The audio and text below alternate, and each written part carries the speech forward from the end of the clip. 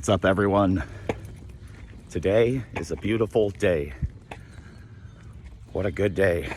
Just tripping out on how life unfolds. You think you're in like the worst spot you could be in.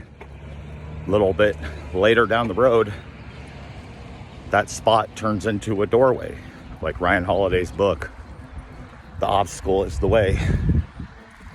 My probation, my whole career in drinking, my whole time of getting sober, relapsing, this has been going on since I was 27 years old, and I will be 40 next month. And had a whole lot of rough patches, still going through rough patches. Amor fati, that's the Stoic saying, always seeing the good and the bad, and that's that perspective thing. But I am going to my old probation place, going to meet Carrie, who I've seen probably the past 6-7 years, always having to go in there and check in. And I'm going to see someone else about my confirmation number for my my trip I'm going on to Branson for a fun little thing I'll tell you about, but it's to do with drug counseling and a bunch of classes, a seminar. It's going to be like 4 days long. The judge called me to ask me to go, saying he thinks I would be the perfect person to go for it or go to it.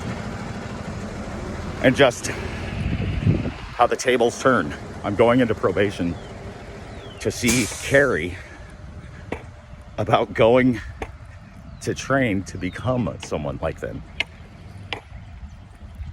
Just like sitting in court all those times and seeing the judge that called me, being so scared, always worried about, am I going to jail today? I've been to jail numerous times now, and I don't ever have to go back there again.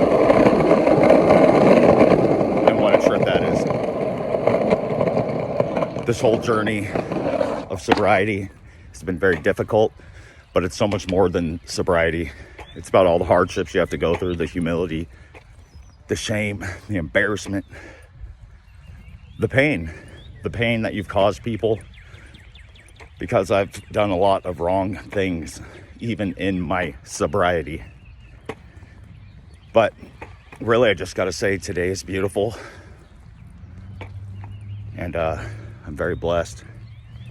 So I'm gonna go catch the bus. One of my last times I'll be catching it, probably, because I also get not fully reinstated, limited driving on April 14th. And I already got all the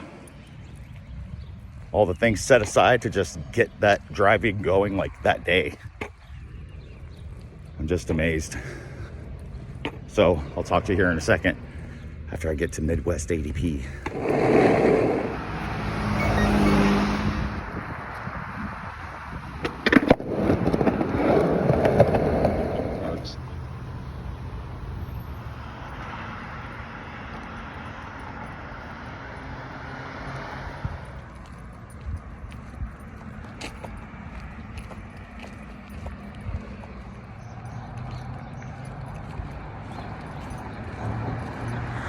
Well, got to the bus stop way early, so figured instead of just stand there, go for a little walk.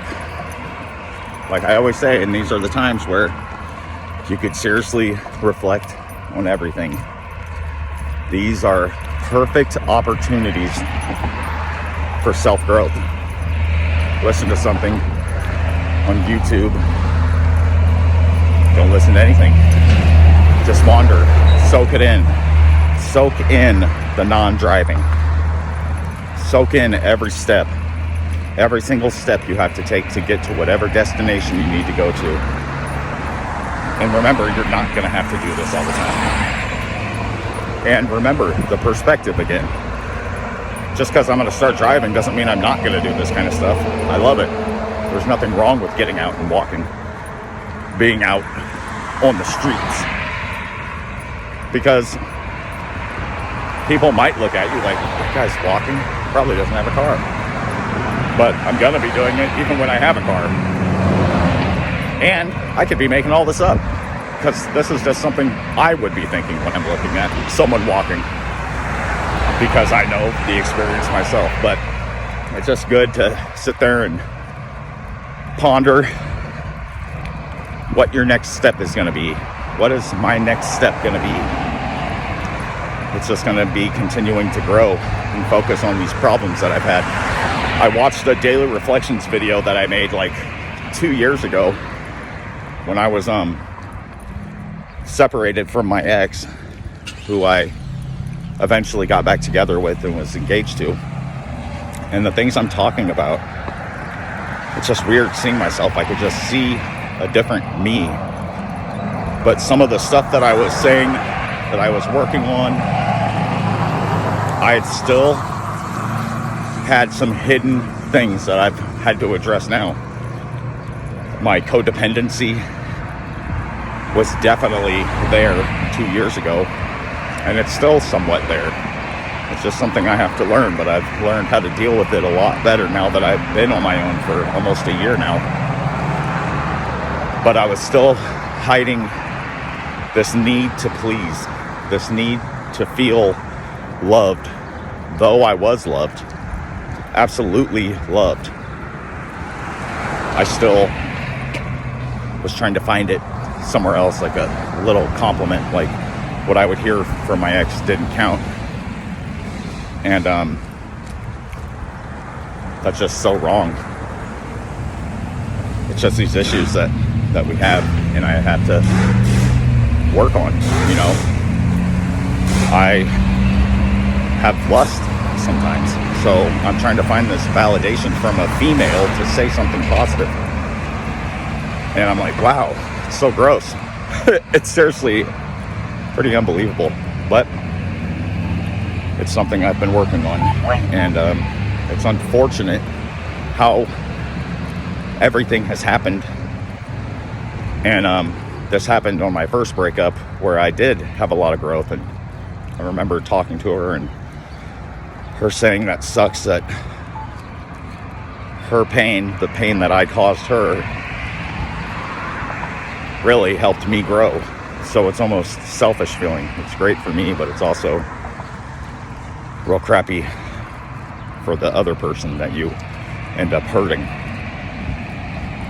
And that's what it is. Again, I hurt someone, and I still feel that pain. I'll feel that pain forever. I have to let go of that pain, but I have to hold on to that pain, because that's what I have to do. I can't just forget stuff like that. It would be like me forgetting about my DWIs, the big life-changing things. But that's all I can do. Actions speak louder than words. And that's all I got right now. And keep walking.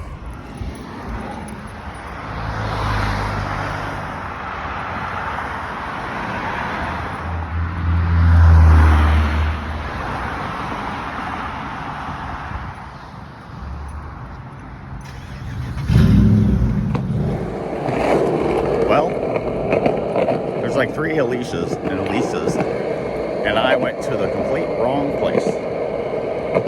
So, this will have to continue until tomorrow.